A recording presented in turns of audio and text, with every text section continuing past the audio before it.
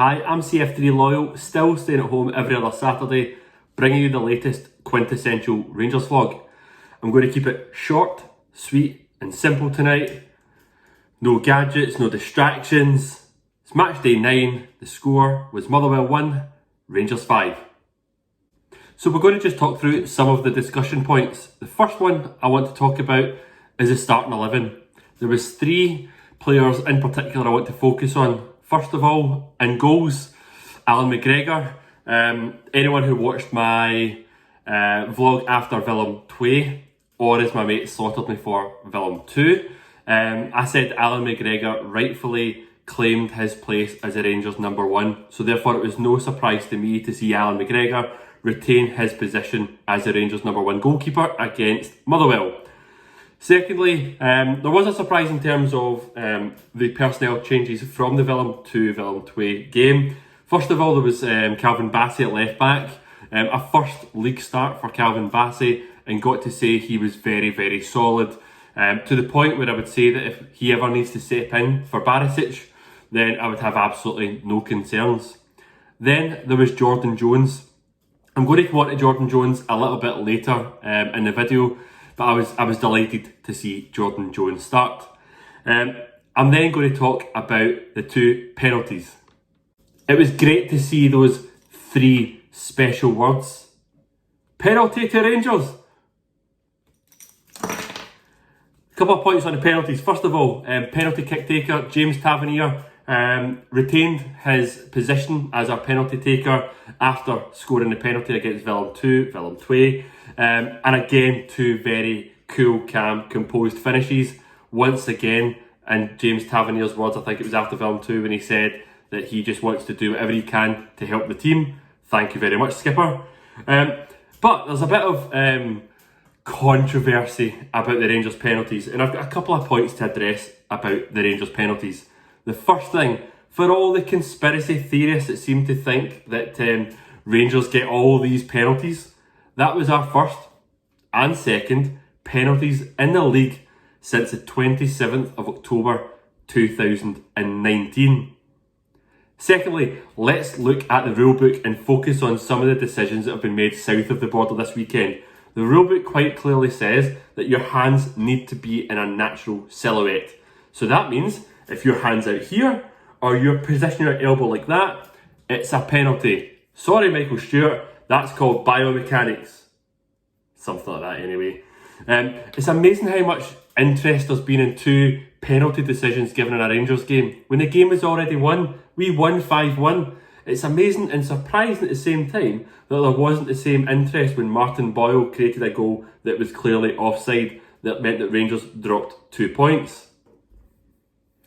But you've seen people like Andrew Wilson, who's a Motherwell director, come out and criticise Bobby Madden for the decisions. I'm also surprised that he's not been cited by Claire White, or is that again only if it's a Rangers member of staff? Anyway, that's the penalties for me. Both penalties, if I'm being honest, Motherwell had a big penalty shout with the Kamara challenge on the back of, I think it was Watt. Could have been a penalty. I probably would have given it as a penalty. But the game was won. It was 5-1. Let's not beat about the bush here. These decisions did not change the outcome of the game. Let's talk about some individual players. Now, earlier on I mentioned Jordan Jones, and he's the first player I'm going to get to. I'm going to say this right. That was Jordan Jones' first goal for Rangers. Incredible considering he's been here over a year. He's obviously had the spell on the sidelines, the spell that he's been phased out from Steven Gerrard. Delighted to see him on the score sheet. Probably my favourite goal of the day, purely because of the build-up play, the way that Arfield, Morelos linked up, the pass from Arfield. I'll come on to Arfield. Jordan Jones' confidence, his speed. He just showed there how dangerous he can be when a team is further up the pitch. Now, he is not the player to break down deep-lying defences, but when a defence is open, like Motherwell were, he's the perfect player to play alongside Ryan Kent. You might say that Galatasaray would play such a formation, and Celtic might play such a formation. So Jordan Jones has given Steven Gerrard a very, very good headache to have. Also, for me, and I'm very glad he's took his chance. He surely has answered the who's better out of Jordan Jones and Brandon Barker debate. But the thought of Jordan Jones on one side, Ryan Kent on the other is very appealing. Bit harsh on Hadji if Hadji doesn't make it against Galatasaray because of the nostalgia points that I made in my last video. Hadji's assists and his goal contribution is still very, very good, but Jordan Jones just looked really dangerous. And let's look at some of the comments from Steven Gerrard. There's 3 in particular I want to bring your attention to. 1, he deserved his opportunity following his cameo appearance against Fulham 2.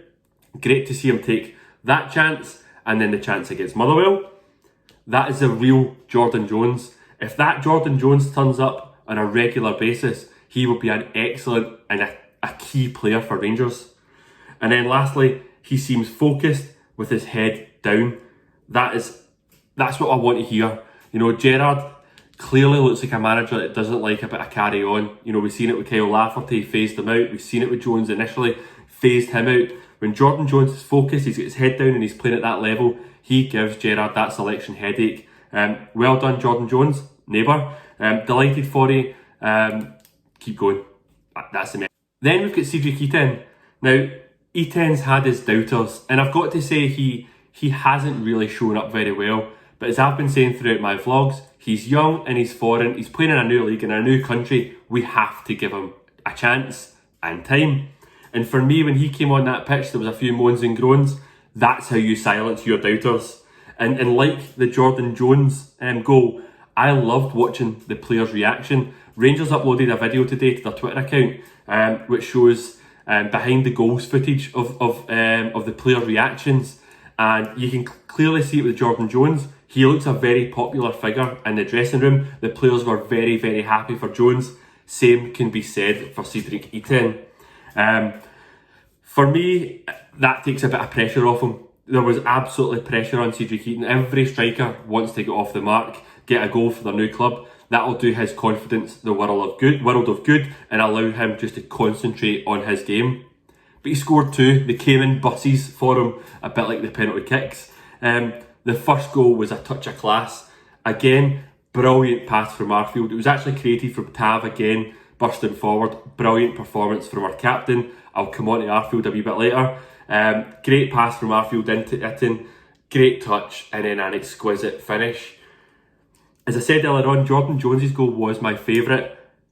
That actually wasn't my favourite Cedric Itten goal. And I'll tell you why. Because you could have said it was a hit and hope or a 1 in a million wonder shot.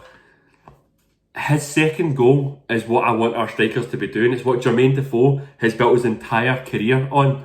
Scoring goals in the 6-yard box, being in the right place at the right time and just calmly putting it into the net. And that's what he did in his second goal, assisted by Yanis Adji, who, despite his critics, as I've said, continues to add those valuable assists. I'm going to talk about George Edmondson. Now, I wanted a clean sheet. 5-0 would have looked a hell of a lot better than 5-1. It couldn't be helped. The cross came in, the header was knocked on, it literally point blank range, came off his head, went in the goal. Edmondson looked gutted, and he knows that he came off the bench with clear instructions to the manager to keep it tight, try and see out the clean sheet, and he was directly responsible for the goal being conceded. Really unfortunate. Shame for Edmondson. I think anyone who's judging George Edmondson in that needs their head examined. Clearly never played the game of football. For me, you can't blame him. I've said I'm going to come on to Scott Arfield, and I am. Special mention for Arfield. He was man of the match, but for me, he was terrific. I seen Stephen Clifford comment on Four Lads Had a Dream recently that he has quietly gone about his business, and it's good to see him getting that recognition after the Motherwell game. I don't think you can underestimate just how important his movement really is to our team. One of the things that I've said in previous vlogs is we really lacked Joe Aribo when he came out of the team for that creativity. Scott Arfield's industrious play has actually allowed us to go and get a lot of goals. You know, the ball into Itten, as I said, all came from Scott Arfield. Scott Arfield's really silencing me, who doubted it at the beginning of the season.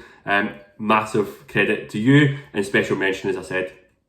I'm going to give a bit of an injury update from the club. There was a rumour on Follow that Kemar Roofe will be out with a calf problem until Christmas. We're awaiting confirmation from the club whether confirming or denying that story.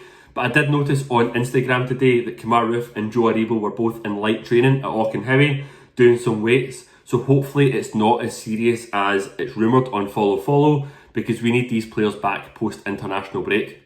Looking ahead, we've got the big game on Thursday against Galatasaray. It's the game that as a supporter I would have loved to have been at. Gutted it's behind closed doors. Anyone who's noticed on Twitter, their fans have just completely taken over our feed. I've actually seen some of them send in pictures of Machete to some fans. Thankfully I've not had that, so I'm not going to say anything about the Galatasaray fans. Good guys. It's going to be a very, very tough game. I said in my last video that they've got some big players like Falcao, like Arda Turan, like Ryan Babel. It's the big European night that we all crave for as fans, and I can't wait to watch it from the sofa on our TV, probably listening to Tom Miller. Well, it doesn't have the same effect as sitting inside my seat beside my dad, beside my uncle, beside my mates that I've sat beside for so many years. I would have loved to have been at the game. For me, it's a huge game. I want to see us go and win it. Let's get it done, Rangers. All the best for Thursday night. So that's it for tonight's episode. I've noticed that my viewers are plummeting. Obviously, you're not as interested in one guy sitting in front of a camera as what I always thought you'd be. I never thought you'd be. But please, I think there's a lot of people that haven't ever watched one of my videos. I'm really keen to do them because I love talking about Rangers. Please spread the word. I'm going to go and comment on Follow and get more people to know that this content is out there.